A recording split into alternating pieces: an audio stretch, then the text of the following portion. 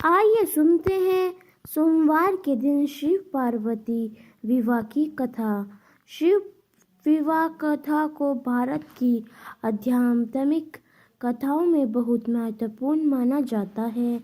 शिव विवाह में पार्वती के पिता शिव का वंश जानना चाहते थे। फिर शिव ने क्या जवाब दिया? कथा में बताया गया है कि शिव मौन बैठे रहे। पार्वती के पिता ने सोचा कि ये अपने कुल वंश के बारे में भी नहीं जानते। पढ़िए आगे की कथा। भगवान शिव और पार्वती की शादी बड़े ही भव्य तरीके से आयोजित हुई।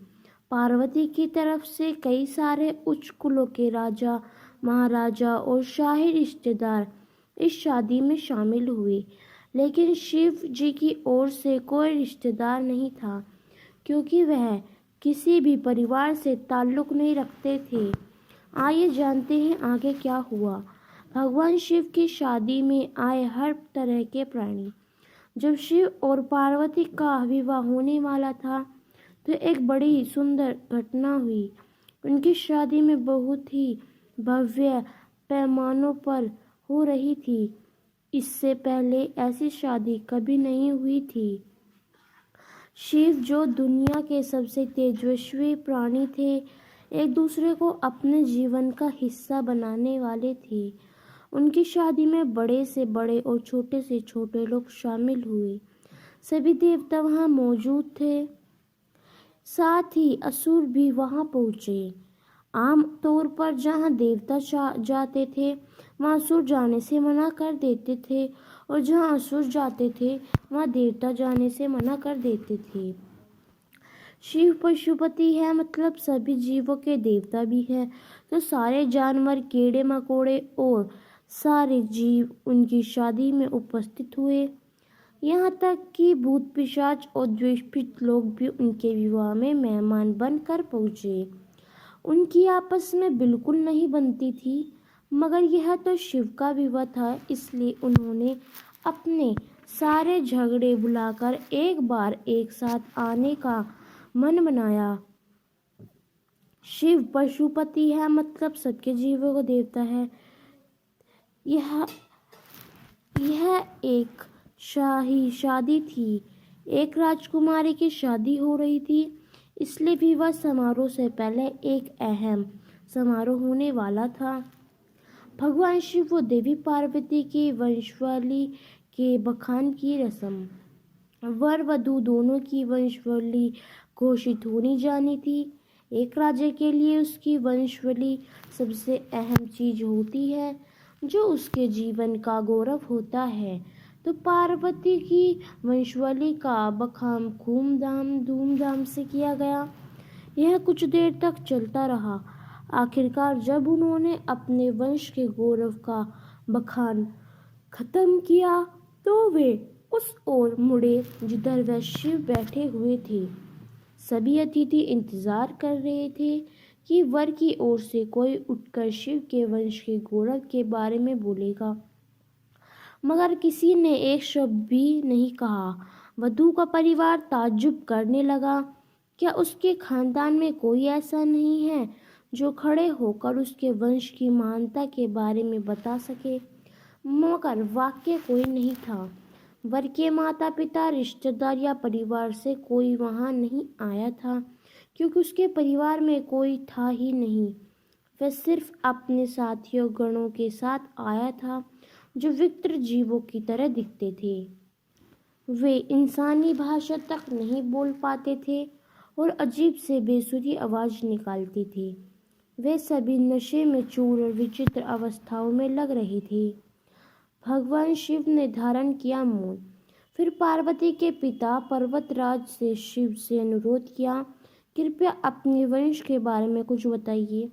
शिव कहीं शून्य में देखते हुए चुपचाप बैठे रहे।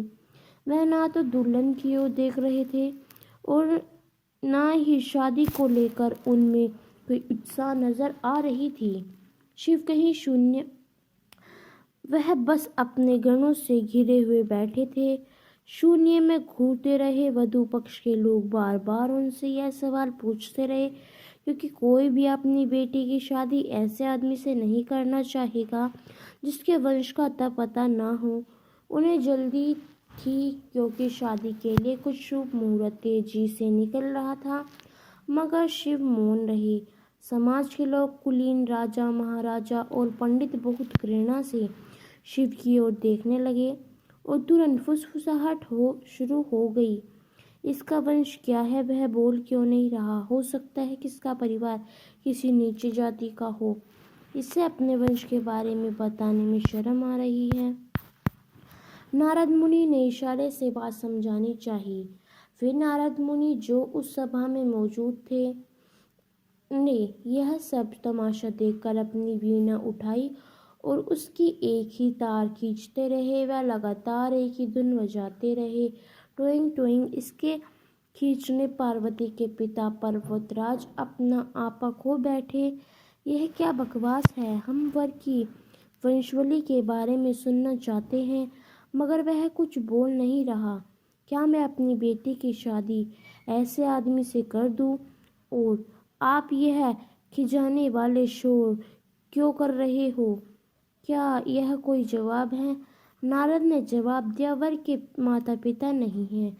राजा ने पूछा, क्या आप यह कहना चाहते थे कि वह अपने माता पिता के बारे में नहीं जानता? नारद ने सभी को बताया कि भगवान स्वयं भव्य है। इनकी माता पिता नहीं है, इनकी कोई विरासत नहीं है, इनका कोई गोत्र नहीं है, इसके पास कुछ है ही नहीं। इनके पास अपने खुद के अलावा कुछ नहीं है। पूरी सभा चकरा गई। पर्वतराज ने कहा, हम ऐसे लोगों को जानते जो अपने माता या पिता के बारे में नहीं जानते। ऐसी दुर्भाग्यपूर्ण स्थिति हो सकती है, मगर हर कोई न किसी से जन्मा है। ऐसा कैसे हो सकता है कि किसी का कोई पिता या माँ ही नहीं हो? नारद ने जवाब दिया, क्योंकि यह स्वयंभू है। इन्होंने खुद ही रचना की है। इनके ना तो पिता है ना माता, इनका ना कोई वंश है ना परिवार। ये किसी परंपरा से ताल्लुक नहीं रखते और ना ही इनके पास कोई राज्य है। इनका ना तो कोई गोत्र है और ना ही नक्षत्र, ना कोई भाग्यशाली तारा इनकी रक्षा करता है। यह इन सब चीज़ों से परे है। यह एक योगी है और उन्होंने सारे अस्तित्व को अपना एक हिस्सा बना लिया है।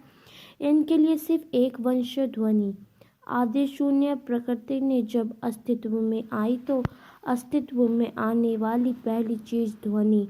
इनकी पहली भव्य व्यक्ति एक ध्वनि के रूप में है। ये सबसे पहले एक ध्वनि के रूप में प्रकट हुए। उसके पहले ये कुछ नहीं थे। यही वजह है कि मैं यह तार खींच रहा हूँ।